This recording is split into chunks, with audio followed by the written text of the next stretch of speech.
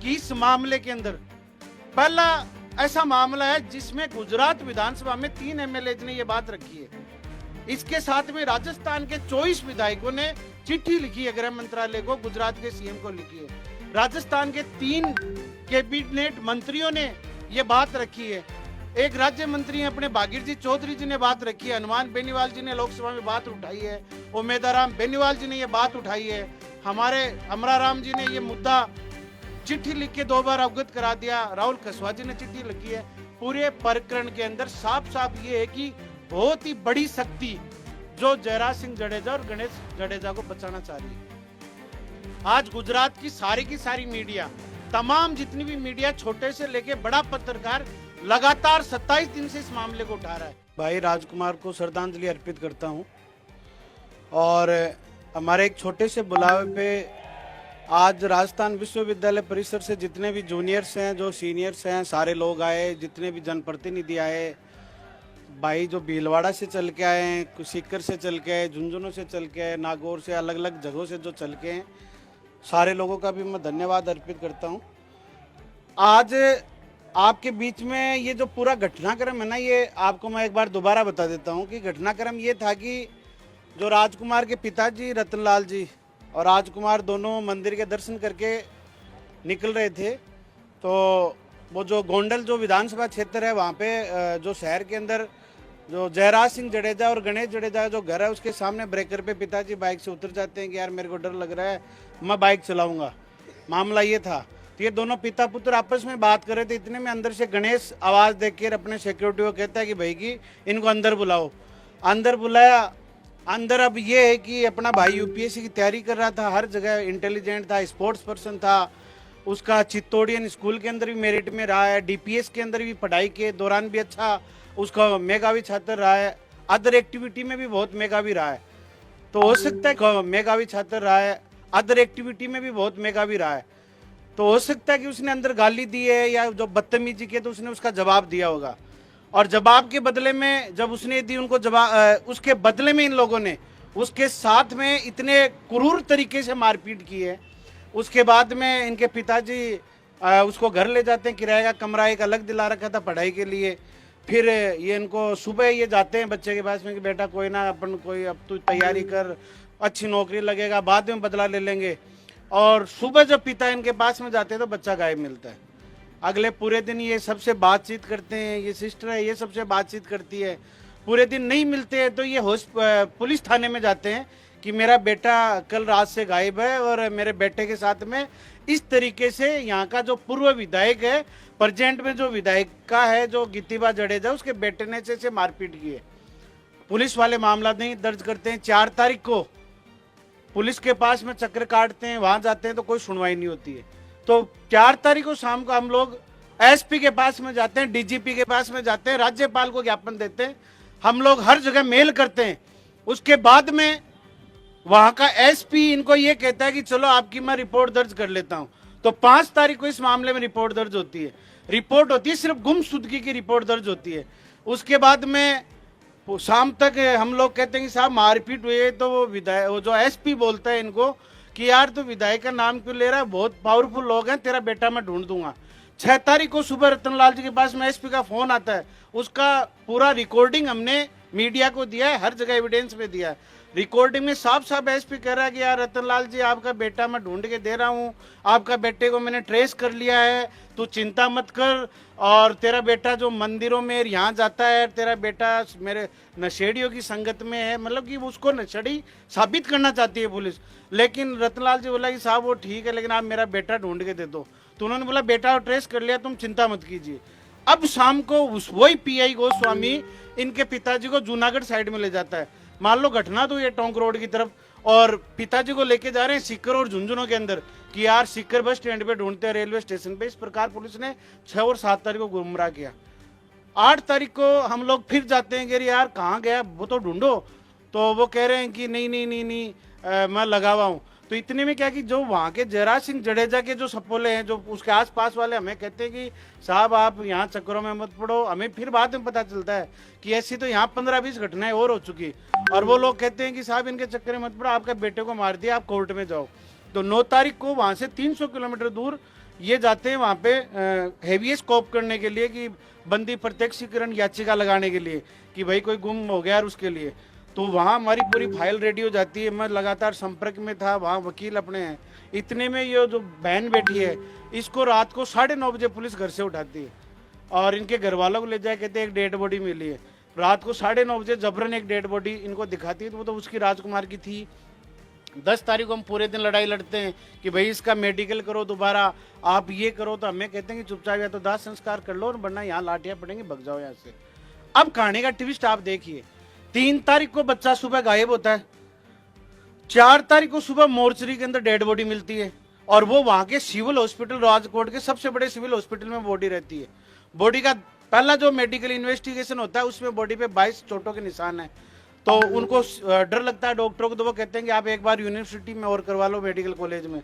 Medical college के जो doctor हैं वो साफ स्पष्ट 3 जनों की टीम कह रही है कि 30 साल के हमारा जो इतिहास है, हमने जो इतने मेडिकल्स किए हजारों, उसमें ऐसी चोटें कभी नहीं है। उसके जांग की हड्डी टूटी हुई मिली, उसके जो गुप्तांग है उन पे चोट मिली, उसके पिछवाड़े के अंदर उसके छेद मिला, उसके पैर की जो ये हड्डियां हड्डी की ये सारी की सारी टूटी मिली, हाथ की अंगुलियां टूटी हुई थी, उसकी आंखों पे जख्म थे, उसके सिर पे जख्म थे। और डॉक्टरों ने कहा कि ये साफ साफ इसके अंदर ये मर्डर हुआ है। सिविल जो हॉस्पिटल में 4 तारीख को डेड बॉडी है उसके अंदर भी पुलिस ने ना तो मिसिंग पोर्टल जो गुजरात के ऊपर अपडेट करती है कि एक अननोन डेड बॉडी मिलती है, ना पुलिस वहां पे ये बताती है कि आसपास के व्हाट्सएप ग्रुप जो पुलिस के ग्रुप में ये डालती है कि ऐसी डेड बॉडी मिली है। उसके बाद में लगातार 9 तारीख तक गुमराह करना, फिर पूरा प्रेशर पड़ता है राजस्थान से जो लोग ट्वीट करते हैं, इतने नेता बोलते हैं। 13 तारीख को पुलिस इस मामले में क्या करती है कि एक बस वाले को पकड़ के लाती है और कहती है इस बस से एक्सीडेंट हुआ है। अब मेरे सवाल ये हैं, जो सिस्टम से सवाल है, जो यहाँ की आईबी सीआईडी जो हमें सुन रही है कि 13 तारीख को बस का एक्सीडेंट तुम दिखा रहे हो, तो वो बस वाले का बयान था कि 4 तारीख को मेरे से एक्सीडेंट हुआ था और मैंने मेरे सेठ को बता दिया। तो 4 से लेके 13 तारीख तक इस बात को छुपा के क्यों रखा? ऐसा कौन सा एविडेंस छुपाना चाह रहे थे? बस के ऊपर जहां चोट ये दिखा रहे कि बस से एक्सीडेंट हुआ, तो बस से एक्सीडेंट होता तो या तो उसके शरीर के लोथड़े उठ जाते या शरीर के एक जगह से टूटती, कोई उसका कुल्ला टूटता, उसका सर फटता, उसका लीवर फूटता, शरीर पे इतनी चोटें क्यों हैं? उसके बाद में 6 तारीख को एसपी प्रेस कॉन्फ्रेंस में कहता है कि इसकी शरीर पे 42 चोटों के निशान थे। उसके बाद में एसपी अपने बयान से बदल जाता है। इसके साथ में हम लोग कह रहे हैं कि तुम लोगों ने पूरी सूचना क्यों नहीं दी और 0 एफआईआर क्यों नहीं दर्ज कर रहे। इसके साथ में साथियों आपको मैं एक बात और बताना देना चाहता हूं कि इस मामले के अंदर पहला ऐसा मामला है जिसमें गुजरात विधानसभा में 3 एमएलए ने ये बात रखी है। इसके साथ में राजस्थान के 24 विधायकों ने चिट्ठी लिखी है गृह मंत्रालय को, गुजरात के सीएम को लिखी है। राजस्थान के 3 कैबिनेट मंत्रियों ने यह बात रखी है। एक राज्य मंत्री अपने भागीर जी चौधरी जी ने बात रखी है, हनुमान बेनीवाल जी ने लोकसभा में बात उठाई है, उमेदाराम बेनीवाल जी ने यह बात उठाई है, हमारे अमराराम जी ने यह मुद्दा चिट्ठी लिख के 2 बार अवगत करा दिया, राहुल कसवा जी ने चिट्ठी लिखी है। पूरे प्रकरण के अंदर साफ साफ ये है कि बहुत ही बड़ी शक्ति जो जयराज सिंह जडेजा और गणेश जडेजा को बचाना चाह रही है।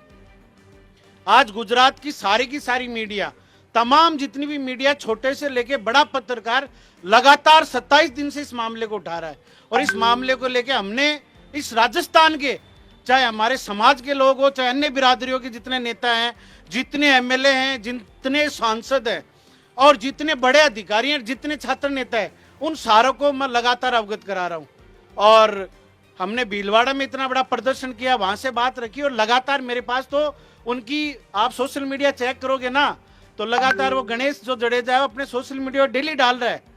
उसने वहां मीटिंग भी किया 5 दिन पहले। उसके पिता ने कहा कि यहाँ का महाराजा तो हम ही है, मेरा बेटा अगला विधायक होगा। लगातार सोशल मीडिया पे मेरे को बोल हिंदुस्तान जो अपना चैनल जो लगातार कवरेज कर रहा है, या कुलदीप भाई साहब की मेल के ऊपर लगातार धमकियां आ रही हैं। लगातार मेरे इंस्टाग्राम अकाउंट के ऊपर वो ट्वीट जो क्या नाम की स्टोरियां लगा रहे हैं गणेश गोंडल की, ये वो कि मार देंगे, 20 मुकदमे, हमारा कुछ नहीं उखाड़ पाए। जो दलित राजू सोलंकी था वहां पे, उसके जो एनएसयूआई का वो जिलाध्यक्ष था। आप ये गूगल पे सर्च करना, ग्रोक की जो एआई है ना, उसकी अभी जो नई आई है उस पर आप तो ये सर्च कर लेना कि जयराज सिंह जडेजा का आपराधिक पृष्ठभूमि या गणेश गोंडल कौन है। सारी की सारी स्टोरियां उस पर, मैं नहीं कह रहा है, ये सारा उस पर आ जाएगा। उस पर साफ साफ राजू सोलंकी जो युवा नेता था वहां का, उसके साथ में इन लोगों ने बहुत ही बेरहम तरीके से मारपीट की। उसके बाद में दलित समुदाय के सारे लोग, गुजरात के लोगों ने जूनागढ़ में बहुत बड़ा प्रदर्शन किया। उस मामले में गणेश 4 महीने की जेल काट के आया है। उससे अभी ये छूट के आया था, छूट के आके ये अपने घर पे बैठा था। इधर से ये राजकुमार निकला और उसके साथ में फिर उसने उसके जितने अभी तक के केस हैं सारे केसों में हाथ पैर तोड़ता है, उनके साथ में बुरी तरीके से, निर्मम तरीके से ये मारपीट करता है। उनके घर वालों को हर केस के अंदर, जैसे राजू सोलंकी जो दलित नेता था उसको भी इन लोगों ने कुछ सीटों के अंदर पूरे परिवार को, उसके 2 बेटे, उसकी बीवी, उसके पापा मम्मी, उसके साथ ही वो जेल में डलवा रखा है। ऐसा ही इससे पहले आशीष कुंजड़िया जो वहां पे एक कांग्रेस का नेता था, उसके साथ में सेम उसने ऐसा किया। ऐसा ही इससे पहले 2004 के अंदर नीलेश राय ने हत्याकांड में किया। ऐसा ही इसने बीजेपी का एक नेता इसके सामने खड़ा हुआ, उसको फायरिंग से मरवा दिया। और ऐसा ही कार्यक्रम इसने थोड़े दिन पहले अपने इस प्रकरण में एक छात्र नेता ने आवाज उठाई थी, पाटीदार समुदाय का छात्र नेता था, आप सर्च मारोगे सारा आएगा। सारे पाटीदार इसके विरोध में खड़े हुए, उसके साथ में सरेआम इसने मारपीट की। एक गांव में एक राजपूतों के लड़के ने इसके खिलाफ आवाज उठाई, उसके साथ इसने मारपीट की। और पूरे गोंडल के अंदर ये जो जिस राजपूत बिरादरी से ये जो विधायक है, इसके खिलाफ पूरी 99% बिरादरी इसके खिलाफ है।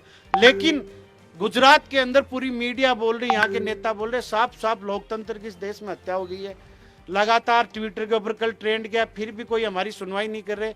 मैं तो आप लोगों से यही अपील कर रहे हैं कि हम इतने लोग हैं भाई, आप लोग यदि अपने अपने स्तर पे, कोई यूनिवर्सिटी में कोई करेगा, कोई सीकर में करेगा, कोई झुंझुनों में करेगा, कोई अपने अपनी तहसील स्तर पे, यदि हम लोग टीम बना के इनके लिए लड़ाई लड़ेंगे तो ये जो एक पाव भाजी बेचने वाले जो एक परिवार है, गरीब परिवार, रतनलाल जी की सच में इतनी बुरी दयनीय स्थिति है। इनकी बेटी है, इन्होंने जितना कुछ कमाया ना गोंडल के अंदर, आज भी 35 रुपए में पाव भाजी बेच रहे हैं।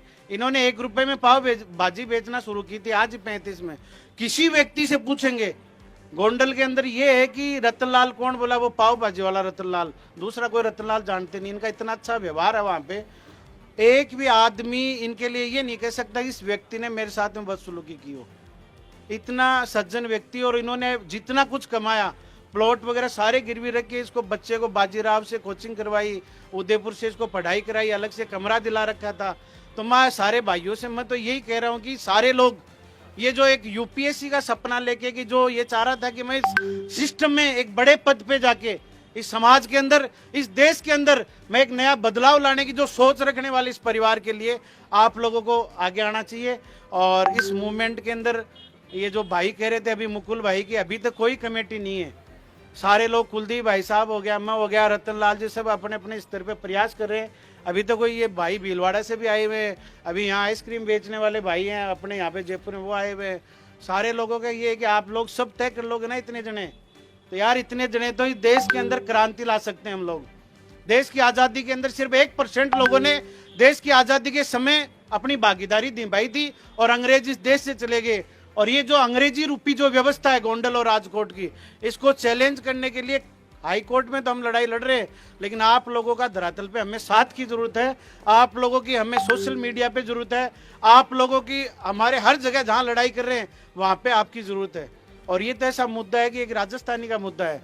आज राजस्थानी पूरे देश और विदेश में अपने लोग बैठे हैं। आज राजकोट में मारा है, कल को ये लोग मैसूर में मारेंगे, परसों ये आसाम में मारेंगे, ऐसे ही हावी रहेगा इस देश के अंदर। तो हमारे तो इतने भाई 90% लोग भीलवाड़ा के बाहर काम कर रहे हैं।